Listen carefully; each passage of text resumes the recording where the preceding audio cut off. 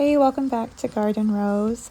Today I am harvesting my peppers, so I wanted to bring you along and show you the awesome harvest that I ended up getting from this bed. So here in this bed I had my onions and peppers. The onions were all around the border and I already took those out, so everything that's left in here is peppers. And I was really excited to have a full bed dedicated to peppers because last year I had maybe 6 or 7 pepper plants total, and I did get a lot of peppers from it, a lot of jalapenos and chili peppers, a lot of the smaller ones. However, my bell peppers didn't really do that great last year, so I was really excited to try again and hopefully get some better bell peppers. And you can even see where I just staked that plant up a little bit. That was a lot of bell peppers. So the bell peppers are definitely doing a lot better this year, which has been encouraging. What I'm picking right now is a mini bell pepper. So these were new to me. I saw them and I thought that they would be fun to try. And after I harvested all of these, I ended up cutting the tops off, like scooping whatever seeds were inside of it out and filling them with a like cream cheese and bacon mixture to make a little popper. And they were amazing. So if you want to grow something like this, that's definitely a recipe that I would recommend. You could probably also just chop them up and throw them into salads or whatever else you like peppers in, but making a little stuffed pepper popper was really good. So I have 3 of these plants. I did get a lot of mini bell peppers from these plants, which was really exciting. And I'll probably grow them again, but I don't know that I need 3 whole plants. These made a lot and they were really fun to take to a party, but probably more than I could eat, me and my husband ourselves. So lessons learned. Moving on here, I am working towards my nadapinos and my habanadas. So I planted the bed kind of like sweet to spicy so that I knew where everything was and I didn't mix up spicy peppers with sweet peppers. Not sure if they would like cross-pollinate and make any of the sweeter peppers a little bit spicy, but I just wanted to avoid that in general. So you saw I got a couple habanadas, and here is the nadapino plant. So if you're unfamiliar, they're just habaneros and jalapenos, but without the heat. I was so excited when I found these seeds because I am not a big fan of spice, but my husband is. So I do make a lot of hot sauce and I do make a lot of, spicy things, cowboy candy, all of that. But I wanted something that I could enjoy myself. So enjoying the taste of jalapenos and habaneros just without that heat that would knock me out, that was ideal. So I was really excited that these did well for me this year.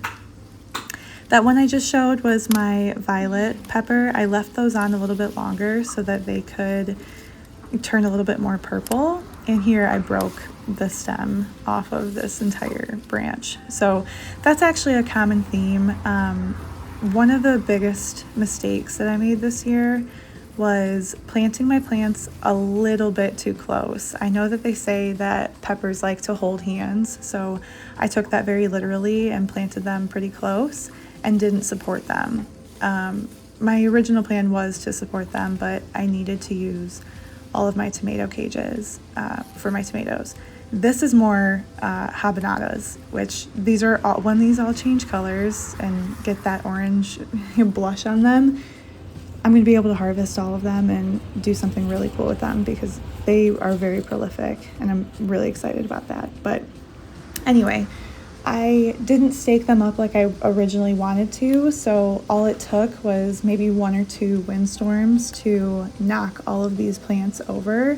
And once they fell over, they just grew sideways, grew on top of each other. So this is honestly, like, looking at it, just looks like one big massive pepper plant, but there's about, 20 plants in here. So it got a little bit overwhelming once they started getting really big to differentiate what plant was what. So next year I'll be a little bit smarter about, giving them the proper spacing, or at least supporting them enough so that they have their own space, because this just made the branches grow a little bit weak. I kind of snapped a lot off trying to harvest these because they were just everywhere. So another lesson learned, but that's why I garden.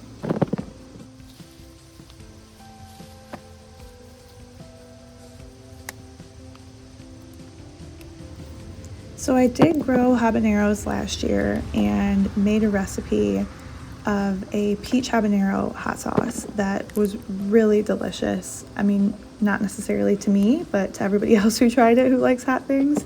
So I'm planning on making a lot of that this year with all of these habaneros.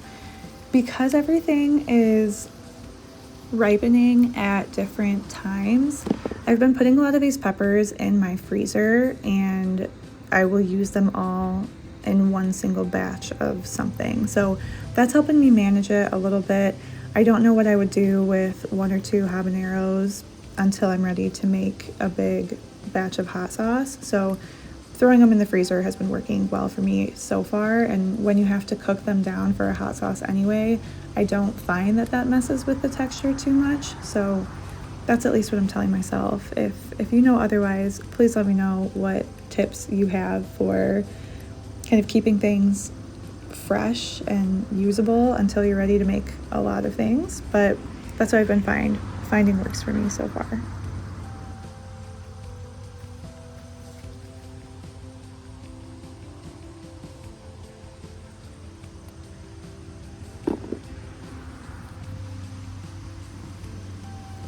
A couple new peppers to me this year were the peppercini and the serrano.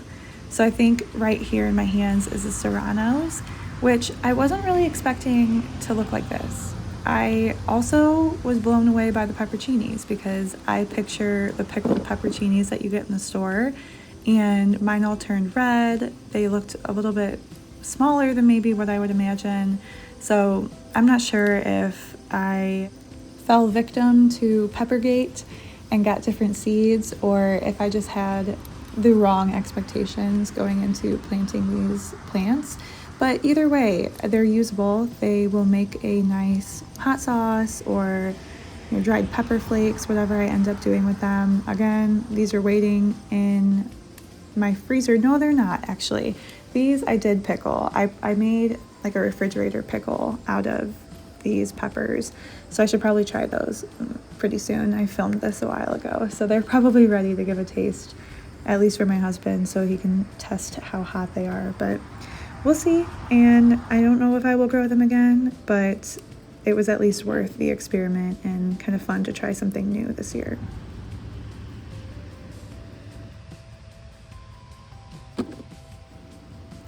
Overall, I'm super pleased with this beautiful pepper harvest, and thanks for hanging out with me while I picked it all. And we'll see you on the next one.